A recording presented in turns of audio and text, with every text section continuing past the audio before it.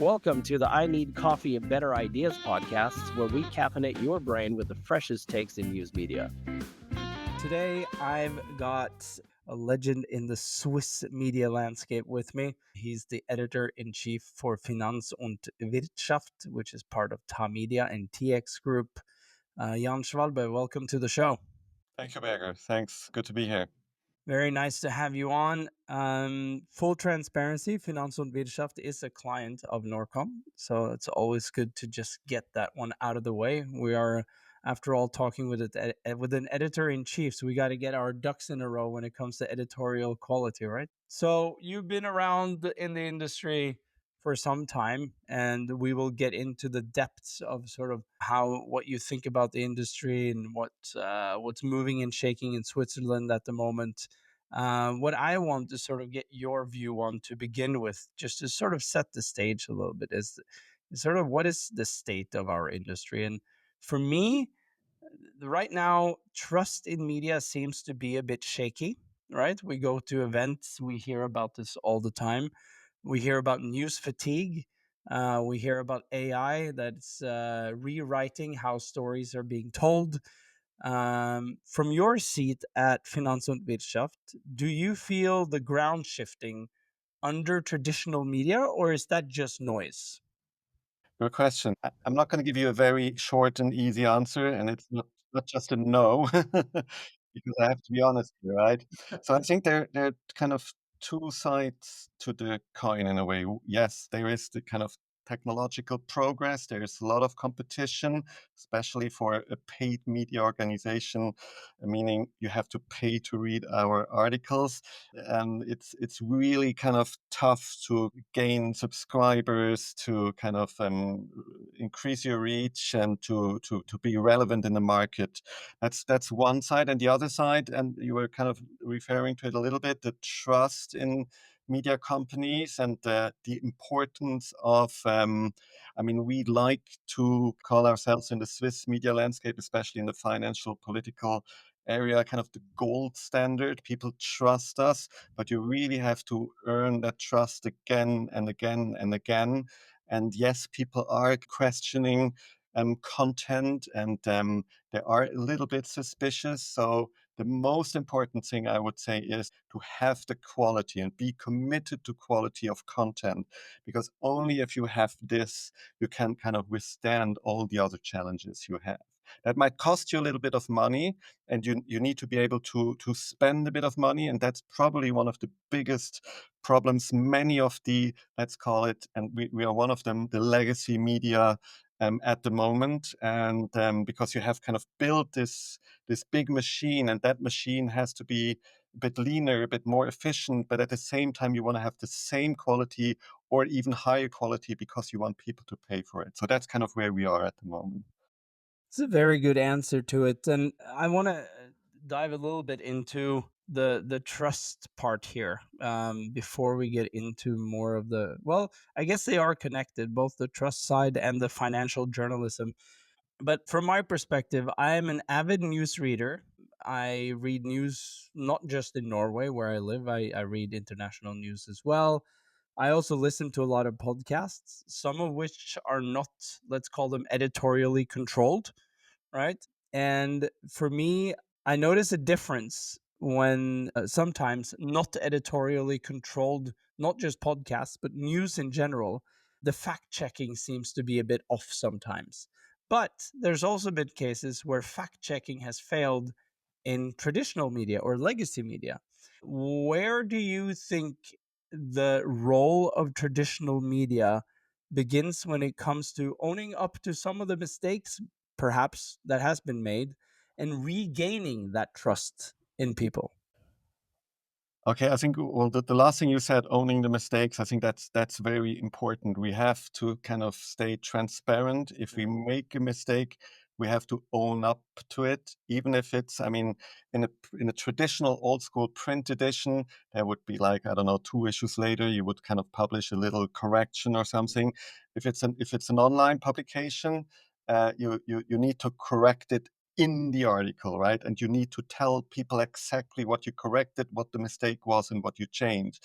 And I think a lot of publications, they sometimes don't bother to do that anymore. They Mm. kind of wanna kind of hide these mistakes, and that's definitely the wrong way, because then, yes, people might be surprised to read, okay, there was a mistake, but I think they appreciate it. They kind of appreciate the honesty in a way.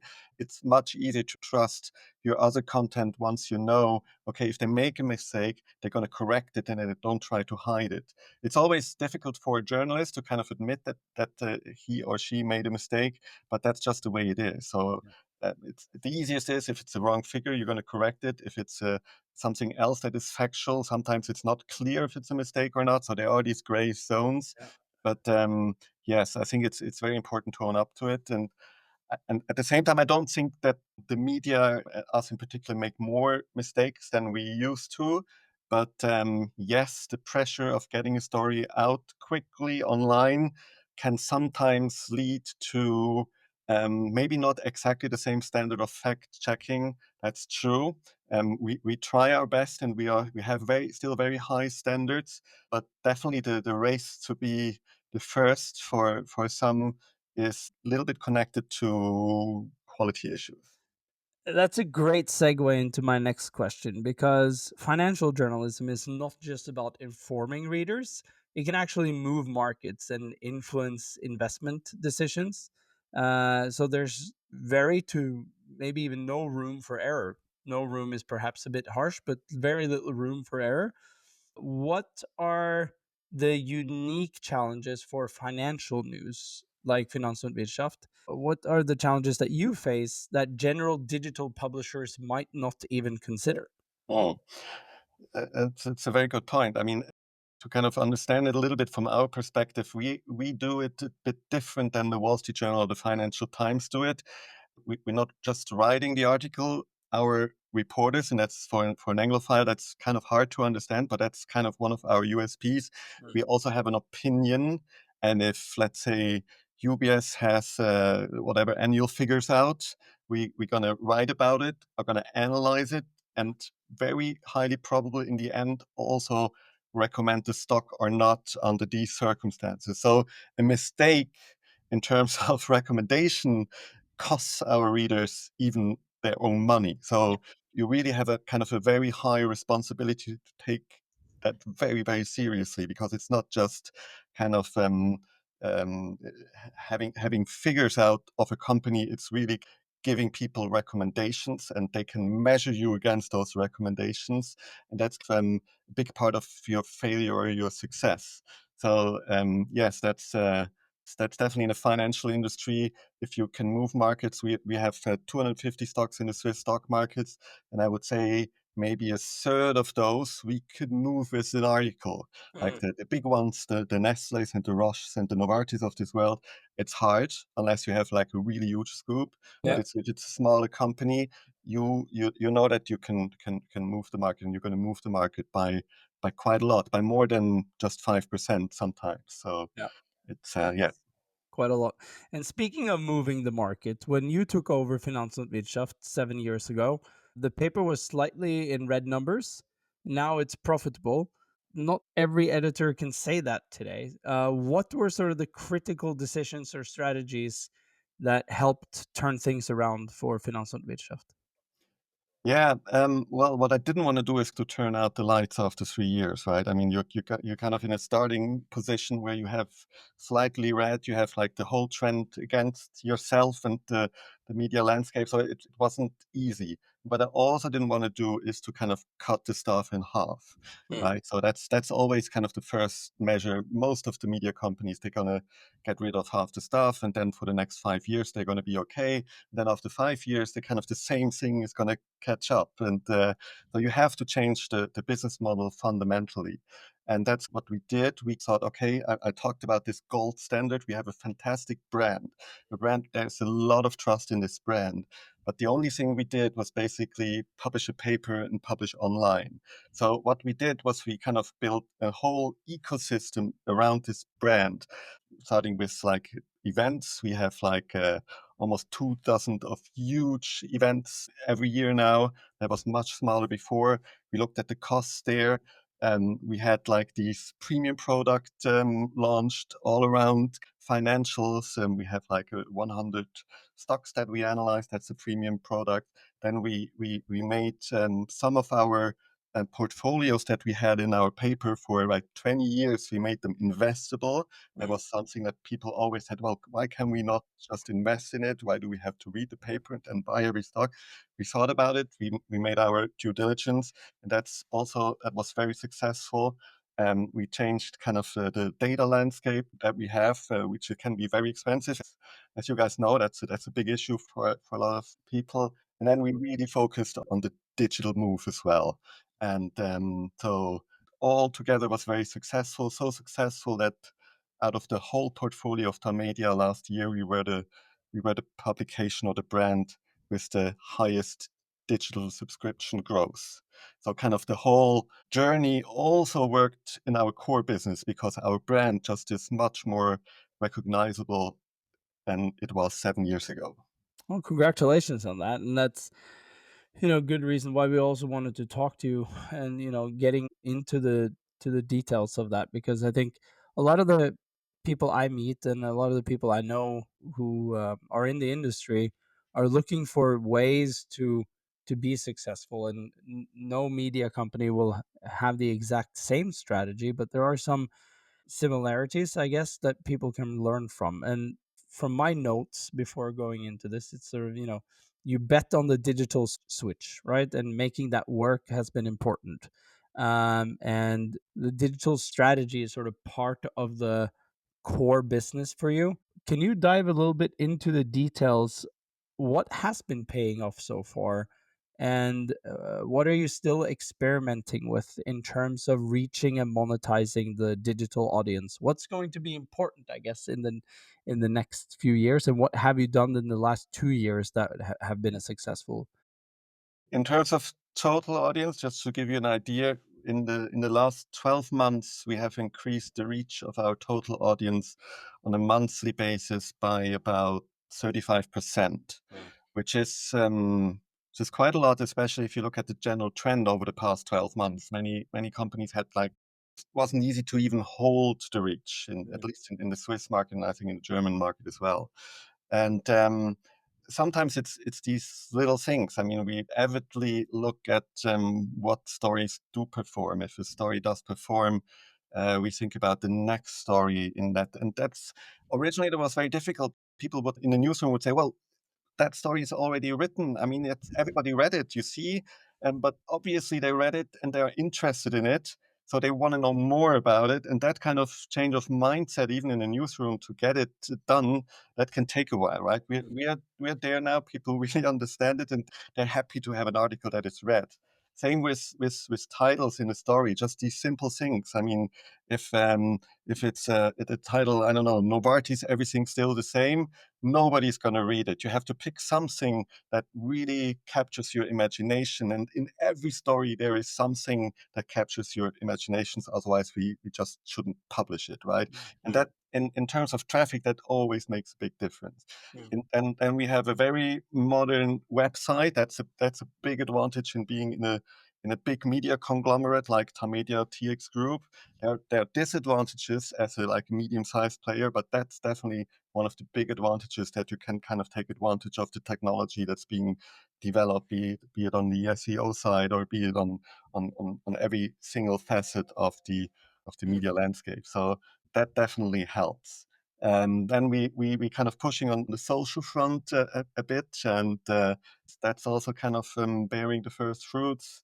So yeah, we are active on every angle. We can still do more, but that's also a little bit of a relief because we haven't done everything yet. So there's still room to grow.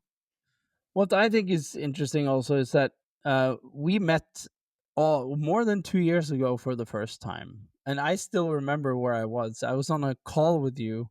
I was high up in the Norwegian mountains, and we were talking about if gamification was going to be a strategy that could work for Finanz und Wirtschaft. Yeah. And you showed some trust in us, and you signed an agreement to run fantasy funds, which has been, from my point of view, a success in terms of gaining tons of new registered users. Can you tell us a little bit about why you made the decision to dive into gamification? Because Finanz und Wirtschaft is a traditional media company, so it might be something that is viewed as maybe taking a bit of a chance. What was sort of your thought process on that, and how has it worked for you? Has worked very well. I mean, we're still doing it. We're gonna do it again in the autumn, so it's kind of something in our arsenal now, and we're very happy with it. Yes, it's kind of, if you are I mean, in terms of our investment advice we give to people, we're quite conservative. We don't want people to lose money, and to make it a gamification and the best trading genius is gonna win a prize. It is a little bit kind of against the grain of what we stand for, but at the same time, to avoid this, well, first of all, we have chosen 150 stocks, I think it is, that are conservative stocks. They can't be too small and so on. So it's a selection of stocks we like. Then financial literacy is also very important. This is a game, yes, but we want to kind of educate people how to build a portfolio, how to kind of be successful in the stock market, what to avoid and what to do. So we're going to kind of have a lot of newsroom content along with the game.